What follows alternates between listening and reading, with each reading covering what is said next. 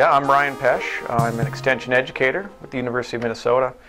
I do a fair amount of work in community-based food systems, usually on the marketing of local foods directly with growers, but also I do some applied research with communities, kind of figuring out what are the different local foods markets and channels and stuff like that. There are some common mistakes I see growers undertake when they're selling to local markets. One is on the customer service piece, where if you're going to sell direct to consumer, you essentially have to act as both the grower and the retailer. So they may not be very good on the retail functions that are necessary, and that's a lot of customer service.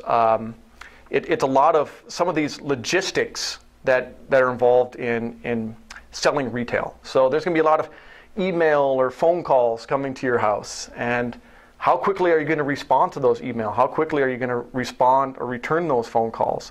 If you were trying to get a product from your local grocery store and they never called you back, or they were never open when you wanted to get what you wanted, you as a customer would be frustrated.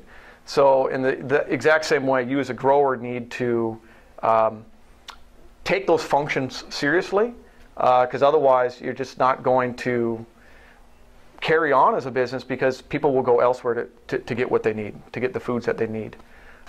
So how is marketing in a local food system a little different than marketing for commodity agriculture? Again, it comes down to that part that you're both wholesaler and retailer, you're both grower and retailer. So some of it comes down to the customer service you need to provide, some of the logistics you need to deal with, because you're going to be dealing directly with customers. So in commodity agriculture, oftentimes it's about lining up a contract, it's about raising your product and getting it to usually one buyer. It's going to be getting livestock to auction, getting a large truckload of grain or other product directly to an elevator.